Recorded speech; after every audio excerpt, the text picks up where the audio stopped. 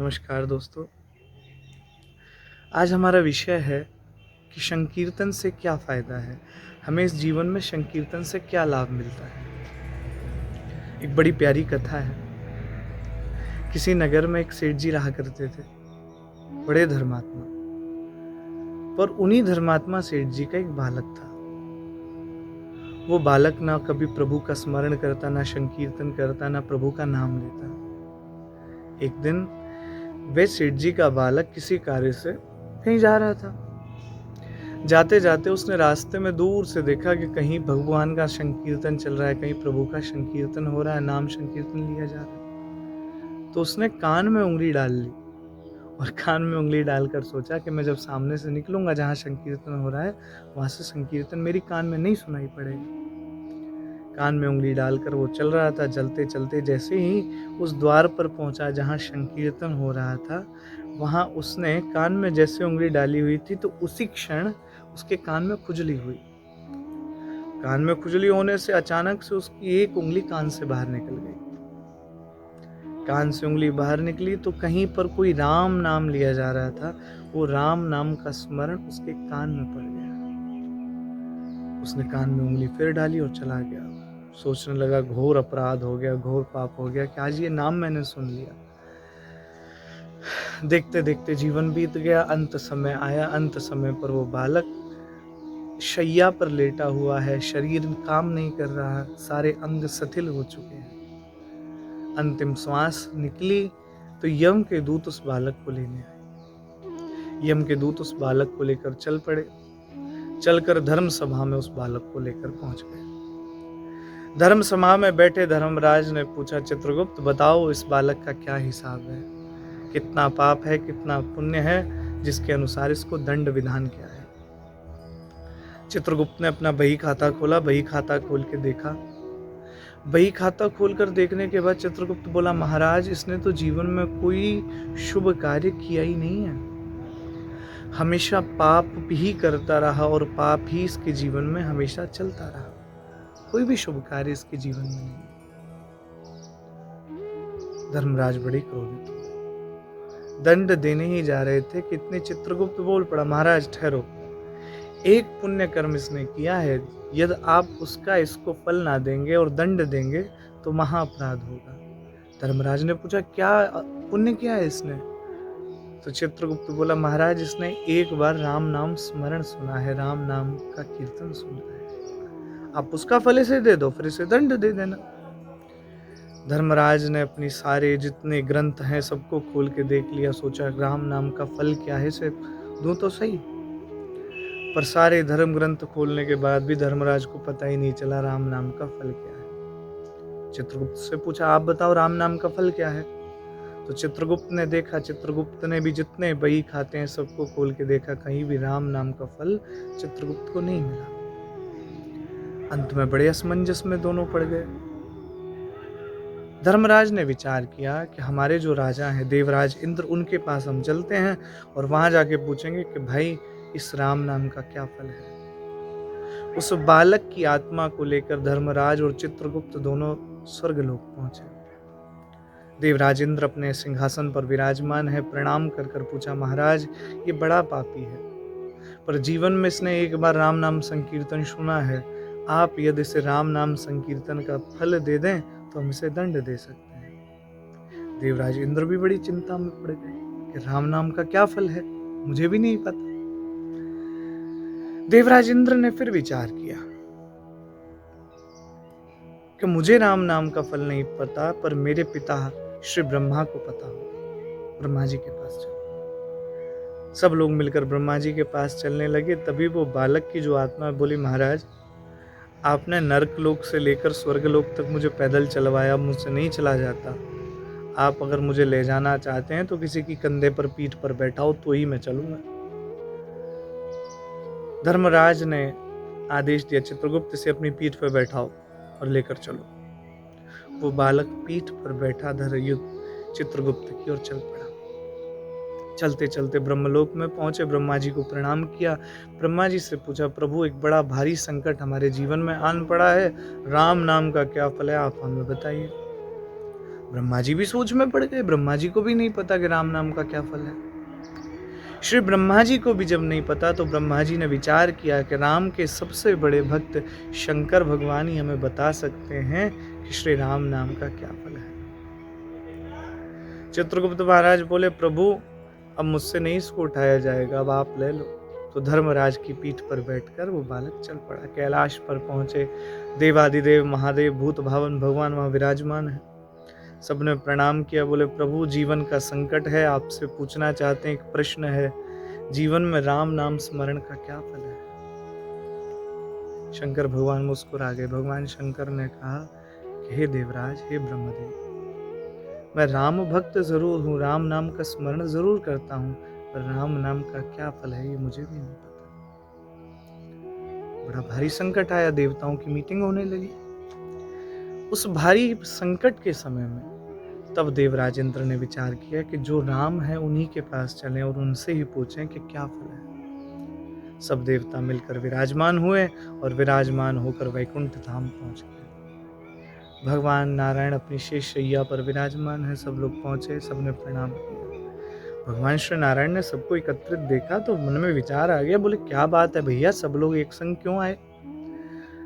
तो देवताओं ने एक सुर में प्रश्न किया। बोले, महाराज जीवन का संकट है, सबके मन में एक ही प्रश्न है कि राम नाम का क्या फल है। ये बालक बड़ा पापी है, जीवन में कभी कोई पुण्य नहीं किया, सत्कर्म नहीं किया, पर आज जब इसके जीवन की लीला समाप्त होकर ये धाम में पधारा, सारे पापों का हिसाब हमारे पास है, पर एक पुण्य लाभ है, राम नाम स्मरण, राम नाम संकीर्तन, उसका फल हम नहीं दे पा रहे हैं। आप उसका फल हमें बताइए तो हम इसको फिर नरक में डाल देंगे।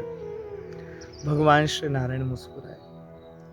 बोले, एक बार विचार कर लो, आपको पता नहीं चला कि राम नाम का क्या फल है। सब देवताओं ने एक दूसरे की तरफ देखा। बोले, प्रभु अभी तक तो नहीं पता चला, अब आप ही बता दो। भगवान नारायण फिर मुस्कुराए। बोले, अभी भी नहीं पता चला। बोले, नहीं पता चला। तब श्री भगवान नारायण कहते हैं कि राम नाम स्मरण का यही फल है कि पाप करने के पश्चात भी इस बालक की आत्मा जब शरीर को त्याग कर नरक में पहुंची तो एक राम नाम स्मरण से सभी देवताओं का दर्शन करते हुए, सभी देवताओं को नमन अभिनंदन करते हुए अंत में वैकुंठ धाम पहुंच गया। और जिसको जीवन में एक बार मेरा दर्शन हो जाए, जिसको जीवन में मेरा स्मरण हो जाए, उसके जीवन में फिर किसी भी प्रकार का पाप नहीं बचता। वो परम धाम की मेरे चरणों की प्राप्ति करता है। तो कहने का तात्पर्य माई बाप, जीवन में केवल एक राम नाम स्मरण, केवल एक बार प्रभु का नाम स्मरण यदि हम सच्चे हृदय से करें तो हमारे हृदय की प्रवृत्ति में परिवर्तन आता है, और परिवर्तन आने के बाद हम हरि के चरणों में प्रेम लगाते हैं। मानस में बाबा तुलसी ने भी लिखा है, भाई को भाई अनक आलसहु, नाम जपत मंगल दस दिसहु।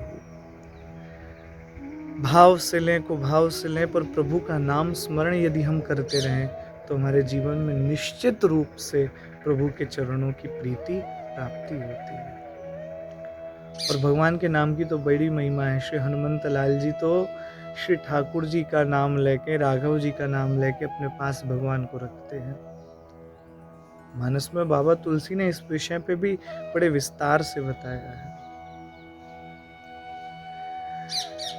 जितने भी भक्त हमारे इस धराधाम पर प्रकट हुए, सबने केवल प्रभु का नाम लेकर ही प्रभु को प्राप्त किया है।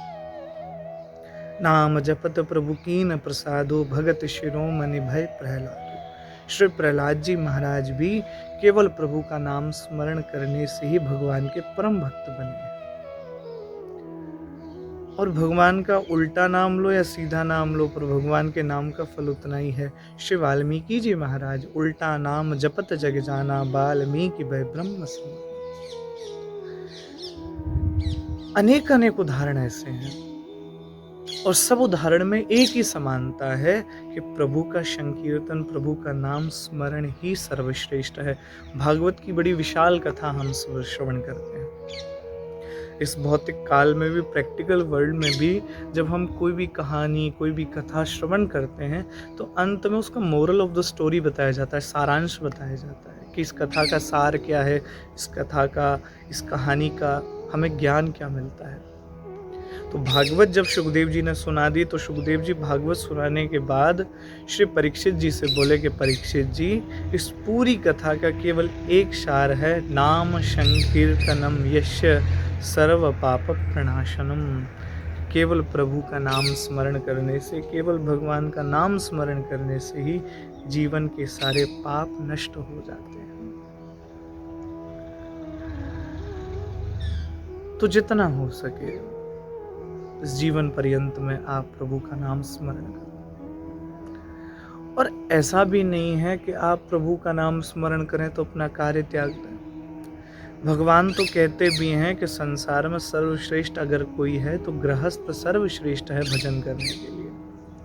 अपनी परंपरा, अपने कर्तव्यों का निर्वाह करते हुए जो मेरा नाम स्मरण करे, जो मेरा नाम जपे, वही मेरा श्रेष्ठ भक्त है, वही मेरा श्रेष्ठ प्रेमी है।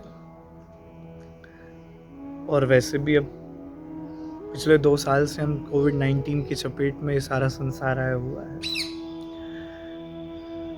हम कुछ जान पाए या ना जान पाए, पर एक चीज हम सब जान गए कि संसार में ये जीवन कब तक है इसका कोई भरोसा नहीं है। इमेजिन करिए कितनी बार ऐसी घटनाएं होती हैं कि कोई व्यक्ति कहकर जाता है घर से कि शाम को मैं लौट आऊंगा, पर जीवन में वो शाम कभी आ नहीं पाती। अगले पल क्या हो जाए, अगले पल क्या हो जाए, फ्यूचर किसी ने नहीं देखा, भविष्य में क्या हो सकता है किसी को नहीं पता। इसलिए जितना हो सके अपने कर्तव्यों का निर्वाह करते हुए, अपने कर्तव्यों के पथ पर चलते हुए प्रभु नाम स्मरण अवश्य करिए। और भगवान ये भी नहीं कहते कि तुम माला झोली लेके बन जाओ भगत। अरे माला झोली हमारी सनातन परंपरा का एक बहुत प्यारा सिद्धांतिक व्यवस्था है, पर भगवान एक ही उपदेश हमेशा अपने भक्तों से करते हैं कि जितना हो सके जब समय मिले मेरा नाम स्मरण अवश्य करो, क्योंकि जितना नाम स्मरण रहेगा उतना हृदय कोमल रहेगा।